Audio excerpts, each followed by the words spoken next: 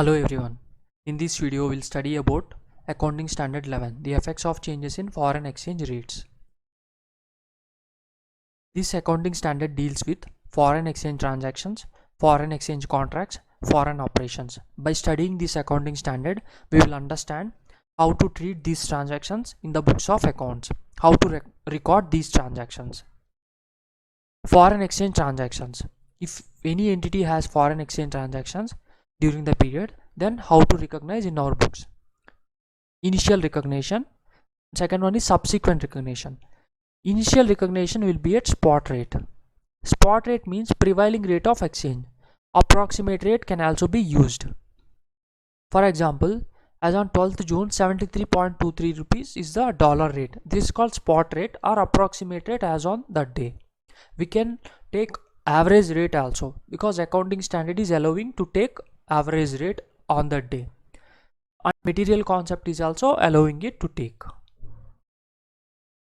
Next is subsequent recognition. Foreign currency monetary items shall be subsequently recognized at closing rate on balance sheet date. Subsequent recognition will be at closing rate. First of all, here we have to understand what are foreign currency monetary items. Foreign currency monetary items are contractual receivables or payables in foreign currency.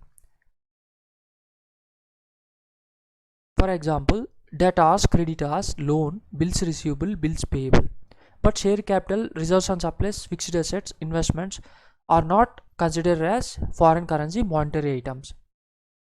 Foreign currency monetary items should be contractual receivables or payable that should be in foreign currency. Now we'll see the accounting treatment for exchange difference. Transfer exchange difference to P&L account as per para 13.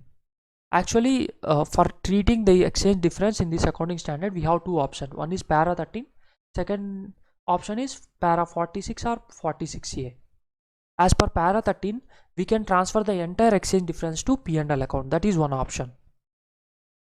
Second option is transfer exchange difference on long-term FCMI for depreciable assets to assets account, or transfer exchange difference on long-term FCMI for non-depreciable assets to mid difference account.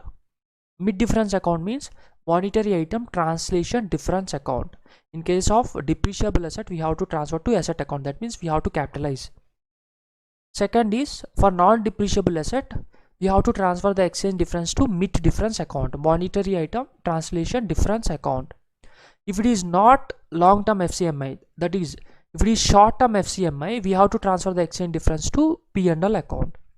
Above para 46 or 46A were introduced in 2009 and modified in 2011-12.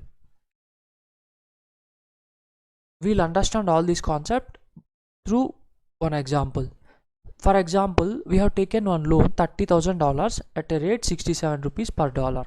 We have to pass the entry bank account data to loan account. Initially, we have to recognize that 67 rupees. That is what here it is there. This is the spot rate. Initial recognition will be at spot rate 6,70,000. As on balance sheet date, 70 rupees is the exchange rate. So initially we recognized that 67 rupees, but on balance sheet date it increased to 70. So 3 rupees loss is there. So we have to debit exchange difference account to loan account. Exchange difference is 3 rupees per dollar. $10,000 into 3 rupees, 30,000 we have to show in exchange difference account. Later on we have to transfer to P&L account. P&L account at R2, exchange difference account 30,000. At closing rate we have to recognize like this. Through this example we can understand everything whatever we studied till now. Following is the trial balance of X Limited on 31st March 2017. Fixed asset, furniture, patent, purchase, creditor, Ram, foreign creditor, John, loan, sale $30,000, sham debtor, trump debtor, bank, other assets, closing rate 31st March 2017 is 71 rupees per dollar. Now we have to check two conditions whether it is foreign currency monetary item or not. In this definition, if you see,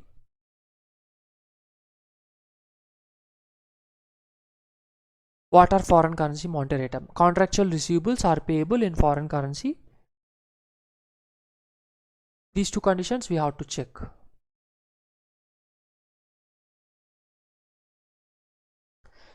Fixed asset, is it a contractual receivable or payable? No. Furniture, it is not a contractual receivable or payable. Patent, it is not a contractual receivable or payable. Purchase is also not a contractual receivable or payable. Creditor, yes, it is contractual receivable. Yes, it is contractual receivable. Foreign creditor, John, it is contractual payable. Loan, it is contractual payable. Sale, it is not a contractual receivable or payable. Sham, yes, it is contractual receivable. Trump debtor, yes, it is contractual receivable. So after checking first condition, we have to check the second condition. This is first condition. This is second condition. First condition is not satisfied in these cases, so no need to check again the second condition. So directly we'll check creditor RAM. Is it a foreign currency? No, it is not a foreign currency. Foreign creditor.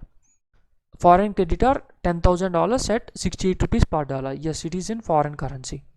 Loan $50,000 at 69 rupees per dollar. Yes, it is foreign currency. Sale $30,000. No need to check again because first condition is not satisfied. Sham debtor, it is not a foreign currency. Trump debtor, yes, it is foreign currency. So both the conditions are satisfied in these three cases. So only these are foreign currency monetary items. And now we have to check what is the initial rate of recognition and what is the closing rate. Here also check what is the initial rate of recognition and what is the closing rate. Here also Trump debtor initial recognition and this is closing rate.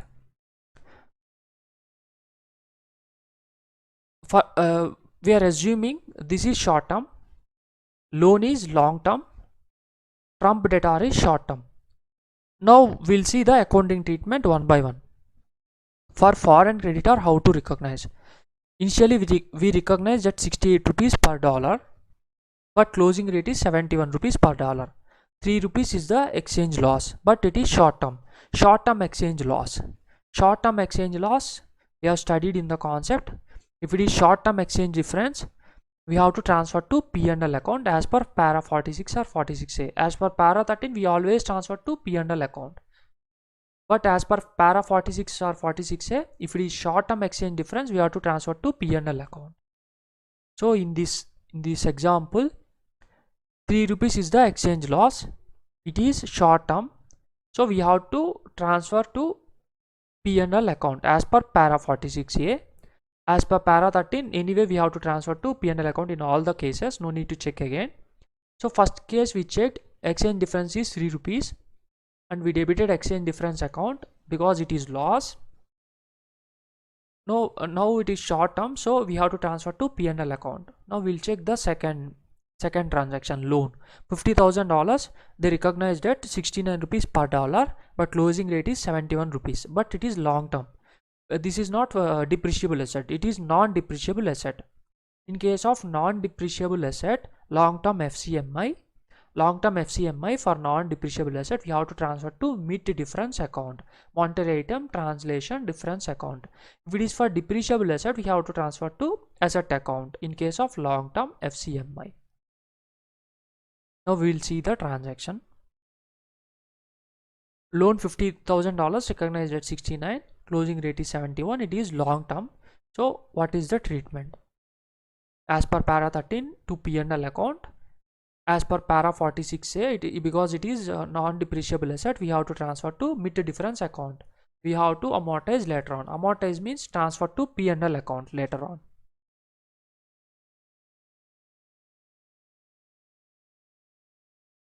Transfer to P&L.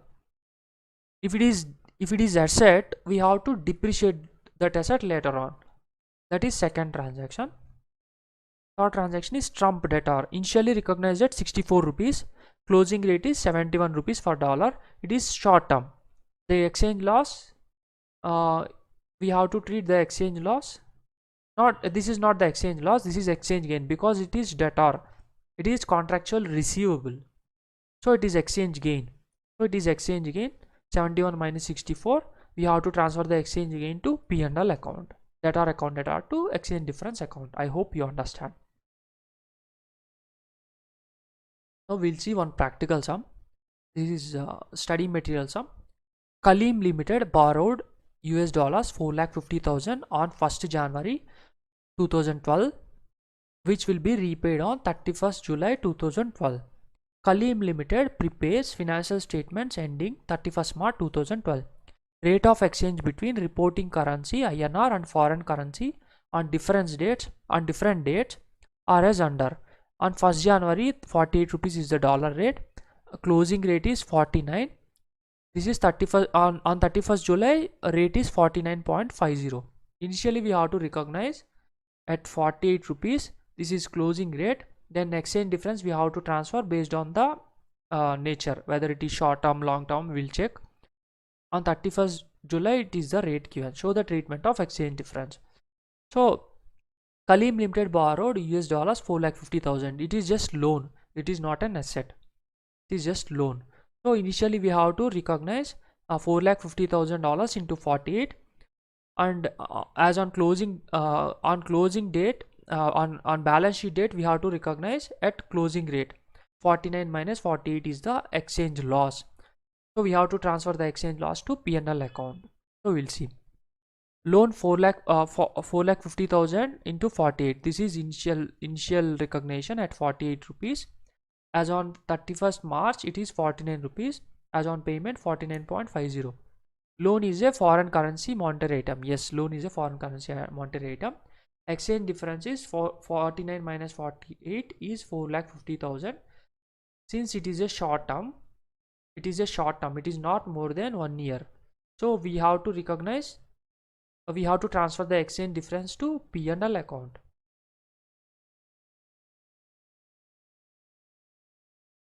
As on this date, we have to transfer the exchange difference to P&L account. Kaleem Limited repaid the same amount on 31st July 2012. On that day, how to recognize? On that day also, they have to recognize the difference between closing rate and the rate on which they are paying. 49.50 minus 49. That is exchange difference 2,25,000. They have to transfer to P&L account because this is short term. The question.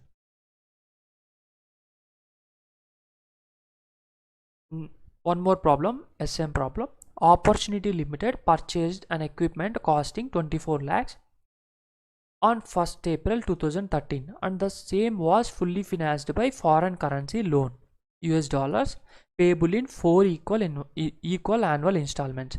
Exchange rates were $1 60 rupees and 62.50 as on 1st April and 31st March. This is opening rate and closing rate.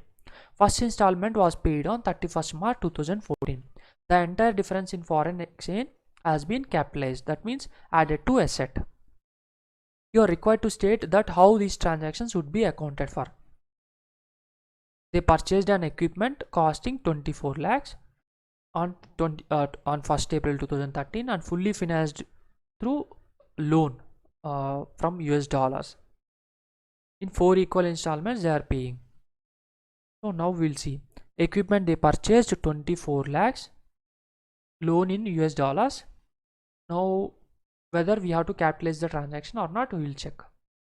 First we'll pass the entry equipment account data to loan account 24 lakhs and 60 rupees per dollar is given. So total dollars is $40,000 to 60 rupees, and as on balance sheet date we have to pass the entry by taking the exchange difference 62.50 minus 60. It is exchange loss. That's why we have to debit exchange difference account data to loan account 1 lakh. Now this is for equipment, depreciable asset. For depreciable asset we have to transfer to asset account. So we'll see. As per para 13 we have to transfer to P&L account, but as per para 46 and 46A for depreciable asset case we have to transfer to asset account. Now we'll see one by one. This is first one, para 13. As per para 13 we have to transfer to P&L account 1 lakh. As per para 46A we have to add to asset because it is depreciable asset to exchange difference account. If it is non-depreciable asset, then we have to transfer to mid difference account. That is about question number. That is about SM problem question number 69. Next, one more problem. Question number 73. Option Limited is engaged in the manufacturing of steel. For its steel plant, it required machineries of latest technology. It usually resorts to long-term foreign currency borrowings. Long-term currency foreign borrowings for its fund requirements. On 1st April 2011, it borrowed $1 million from International Funding Agency USA when exchange rate was 52. The funds were used for acquiring machineries on the same date to be used in 3 different steel plants. The useful life of the machineries is 10 years and their residual value is 20 lakhs. Earlier also the company used to purchase machineries out of foreign borrowings. The exchange differences arising on such borrowings were charged to P&L account and were not capitalized. Even though the company had an option to capitalize it as per notified AS 11. Now for this new machinery of a new purchase of machinery, Option Limited is interested to avail the option of capitalizing. Previously they didn't capitalize, now they want to capitalize. The same to the cost of the asset. Exchange rate on 31st March 2012 is $1.51. Assume that 31st March 2012 Option Limited is not having any old long-term foreign currency borrowings except for the amount borrowed for machinery purchased on 1st April 2011. Can Option Limited capitalize the exchange difference to the cost of the asset? Yes. On 31st March 2012, if yes, then calculate the depreciation amount on machineries. Actually, as in accounting standard 11, it is providing two options. As per para 13, we can transfer the entire exchange difference to P&L account, or else as per para 46 or 46A, we can capitalize to asset, or else we can transfer the exchange difference to mid difference account if it is non-depreciable asset. But in this case, they are purchasing depreciable assets only. Question is big, but we can understand. It is usually resorts the long-term foreign currency borrowings only, so it is long-term FCMI. For its fund requirements on 1st April, it borrowed 1 million from International Funding Agency. Exchange rate is 52. It is given. The funds were used for acquiring machineries. So it is for assets. It is for assets, depreciable assets. So first condition is long-term FCMI, and it is depreciable asset, so they can capitalize. Earlier they didn't use capital, they have the option, but they didn't capitalize even if they have option, but later on they want to capitalize the same. Yes, they can capitalize now. Usually exchange difference is two types: exchange loss or exchange gain. In exchange loss, as per para 16, there is some treatment. As per AS 11, we have one treatment. In case of exchange gain, as per para 13, entire exchange difference will be transferred to P&L account. As per para 46, we have to reduce from asset the gain what received through the exchange difference. As per AS 11, effects of changes in exchange rates, exchange difference on long-term FCMI can be transferred to P&L account as per para 13, can be transferred to asset account if such as FCMI is long-term in nature for asset. In the given case, the company wants to transfer the exchange difference to asset account, which is allowed. Calculation of depreciation. They have asked a depreciation calculation. Purchase price of the machine is given 10 lakhs into 52 rupees per dollar, and we have to reduce the exchange gain from that asset. It is 10 lakhs into 52 minus 51. Net value of that asset is 50. It is 5 crores 10 lakhs. Now salvage value they have given 20 lakhs. Residual value they have given 20 lakhs. We have to minus that residual value from the net value. So depreciation is 49 lakhs per year. It is about the question. Now we'll see practice manual questions. Before going to practice manual questions, we can see one more concept here. Forward contracts. Sometimes organizations enter into forward exchange contracts, which are in the nature of speculation or hedging.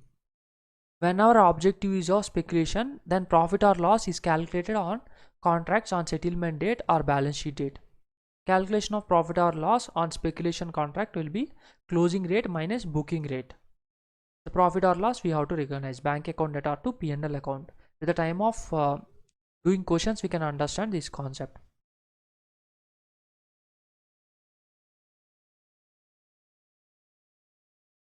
If forward contracts are for hedging purpose, that is objective is to safeguard purchase of stock or assets, then difference between forward rate or booking rate minus actual spot rate will be taken as hedging premium. Now we'll see practice manual questions. Explain monetary item as per accounting standard 11. How are foreign currency monetary items to be recognized at balance sheet date? Classify the following as monetary or non-monetary items. Share capital, trade receivables, investments, fixed assets. We already discussed what are foreign currency monetary items. Only trade receivables are the foreign currency monetary items. These three will not be foreign currency monetary items. It should be contractual payable or contractual receivable. This is not contractual receivable or payable. This is not contractual receivable or payable. This is contractual receivable or payable. So that is what it is given. As per AS 11, the effects of changes in foreign exchange rates, monetary items are money held and assets and liabilities to be received or paid in fixed or determinable amounts of money. Foreign currency monetary items should be reported using the closing rate at balance sheet date. However, in certain circumstances, the closing rate may not reflect with the reasonable accuracy the amount in reporting currency that is likely to be realized from or required to disperse a foreign currency monetary item at the balance sheet date. In such circumstances, the relevant monetary item should be reported at the reporting currency at the amount which is likely to be realized or required or to disperse such item at the balance sheet date. This you can read. Question number 23. BK Limited purchased fixed assets costing 5,000 lakhs on 1st April 2012, payable in foreign currency on 5th April 2013. Exchange rate is $1 50 and 54.98 as on 1st April 2012 and 31st March 2010. Opening rate and closing rates are given. The company also obtained a soft loan $1 lakh on 1st April 2012, payable in 3 equal installments. First installment was due on 1st May 2013. You are required to state how these transactions would be accounted for in the books of accounts. These two are separate transactions. This is first transaction, this is second transaction. Now we'll see how to recognize. Initially we have to recognize at initial rate. Later on, as on closing date, we have to recognize at closing rate. Exchange difference we have to transfer to P&L account as per para 13. As per para 46 or 46A, if it is long-term FCMI depreciable asset, we have to transfer to asset account. If it is non-depreciable asset, we have to transfer to MIT difference account. In case of loan, if it is as per para 13, we have to transfer to P&L account. If it is long-term non-depreciable asset, we have to transfer to MIT difference account. If it is short-term, we have to transfer to P&L account. We'll see the answer.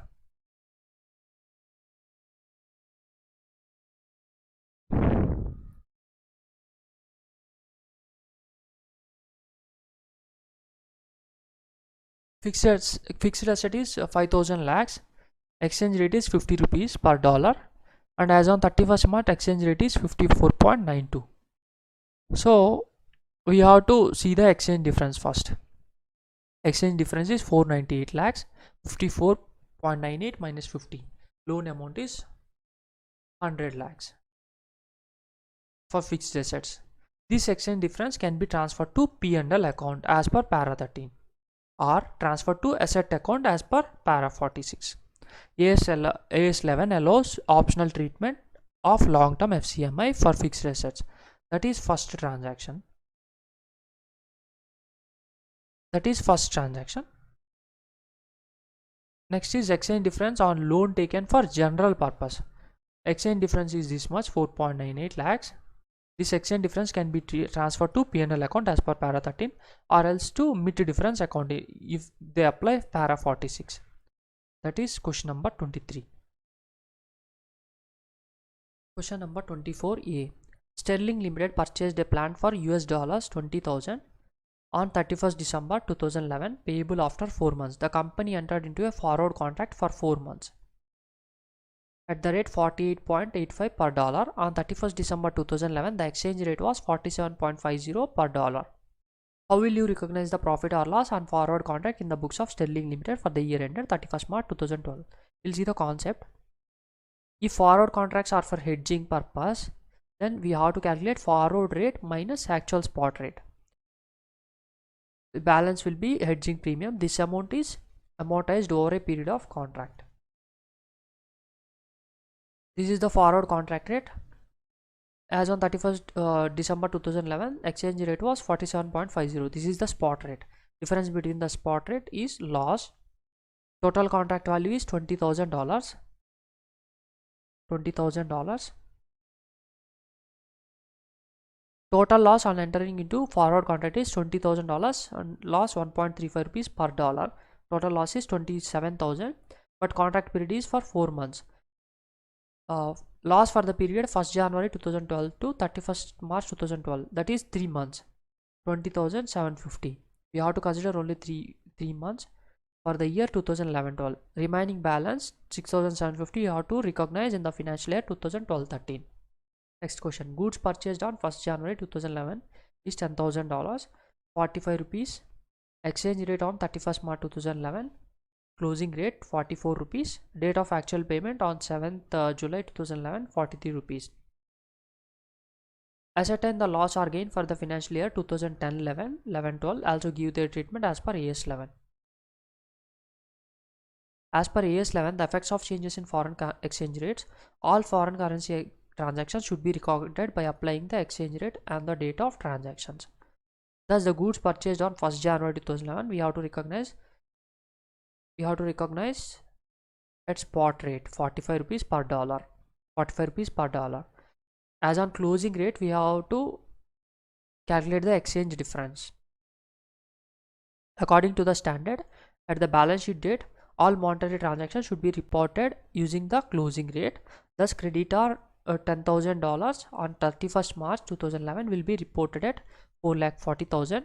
10,000 into 44, the exchange profit will be transferred to P&L, should be credited to P&L because it is exchange profit.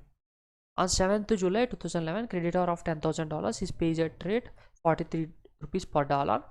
As per AS11, exchange difference on settlement of account should also be transferred to profit and loss account. Here also profit of 10,000 should be credited to P&L account. That is question number 24. Question number 25. Sunshine Company Limited imported raw material worth rupees $9,000 on 25th February 2011 when the exchange rate was 44 rupees per dollar. This is the spot rate. The transaction was recorded in the books of account at the above mentioned rate. The payment for the transaction was made on 10th April 2011 when the exchange rate was 48 rupees per dollar. At the year end 31st March 2011, the rate of exchange was 49 rupees per dollar. This is closing rate. The chief accountant of the company passed the entry on 31st March 2011 adjusting the cost of raw material consumed for the difference between 48 and 44 per US dollar. Discuss whether this treatment is justified as per the provisions of the AS11. The chief accountant for the company passed an entry on 31st March 2011 adjusting the cost of raw material. That means stock. He transferred to cost account, the exchange different. It should transfer to P&L account actually. Now we'll see the answer.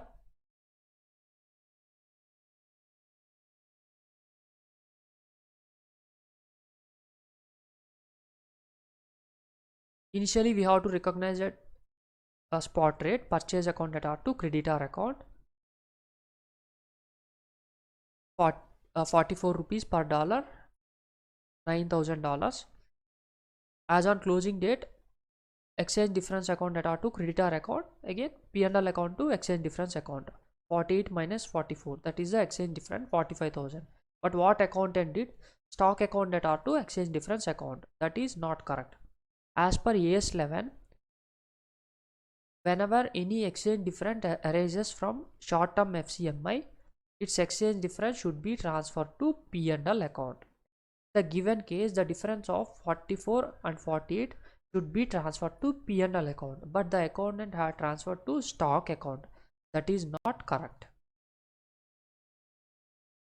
That is question number 25. You can write in simple words also. As per para 9 of AS 11, the effects of changes in foreign currency rates. Initial recognition of foreign currency transaction is done in the reporting currency by applying the exchange rate at the date of transaction. Accordingly, on 25th February, the raw material purchased and its creditors will be recorded at 9,000 into 44, 3,96,000. Also, as per para 11 of the standard, on balance sheet date, such transaction is reported at closing rate. That is 9,000 into 49, 4,41,000. At closing rate, we have to recognize, irrespective of the payment made for the same subsequently at lower rate in the next financial year. The difference of 5 rupees, that is 49 minus 44 per US dollar, will be shown as exchange loss in the profit and loss account and will not adjusted against the cost of raw material. In the subsequent year, on settlement date, the company would recognize or provide in the profit and loss account an exchange gain of ₹1 per US dollar. That is difference from the balance sheet date to the settlement between 49 and 48 as per US dollar. 9,000. Hence, the accountant treatment adopted by the chief accountant of the company is incorrect. That is, it is not in accordance with the provisions of AS 11. That is question number 25. Question number 26. Mr. Y brought a forward contract for 3 months of US dollars 2 lakhs on 31st December 2010 at 1 US dollar 44.10, and the exchange rate was 43.90. On 31st December 2010, when he closed his books, exchange rate was 44.20. On 31st January, he decided to sell the contract. This is different case at 44.30 per dollar. So how the profits from the contract will be recognized in the books of account of Mr. Y. We will see the concept.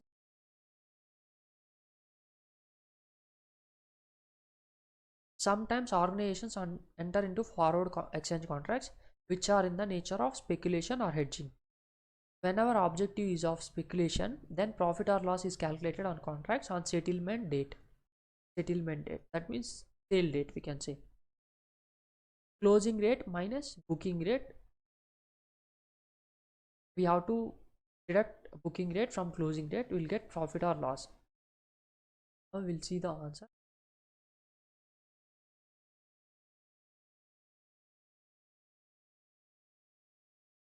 As per para 39 AS 11, changes in foreign exchange rates. Recording of a forward exchange contract intended for trading or speculation. The premium or discount on the contract is ignored, and at each balance sheet date, the value of contract is marked to its current market value, and the gain or loss on the contract is recognized. The forward contract was for speculation purposes. The premium on forward contract, that is the difference between the spot rate and the forward contract rate, will not be recorded in the books. Only the forward contract is sold. The difference between the forward contract rate and the sale rate will be recorded. Contract rate and the sale rate will be recorded in the P&L account. So we'll see sale rate is 44.30 minus contract rate. That is profit 0.20 per dollar. Contract value is $2 lakh. Total profit is 2 lakhs into 0.20, 40,000. 26. Question number 27. SEM Limited purchased a plant for $30,000 on 30 November 2013, payable after 6 months. Again forward contract for 6 months, 62.15 per dollar. On 30 November, the exchange rate was $60.75. This is hedging case again. How will you recognize the profit? Forward contract rate minus spot rate. This is forward contract rate 62.15 minus spot rate 60.75. 0.75. Loss is 1.40 per dollar. Total contract value is $30,000. Total loss is $30,000 into $1.4. That is 42,000. But contract is for 6 months from November. For January, February, March, April. It is 5 months. Belongs to 5 months only belong 4 months only belongs to 13-14. Remaining balance 28,000 for the period is to be recognized in the year 31st March 2014. That is question number 27. Question number 28. Explain briefly the accounting treatment needed in the following cases as per AS 11 as on 31st March 2015. Sundry debtors include amount receivable from Umesh 5 lakhs recorded at the prevailing exchange rate on the date of sales. Transaction recorded at 58.50 per dollar. Long-term loan taken from a US company amounting to 60 lakhs. It was recorded at 55.60. These two are initial recognitions.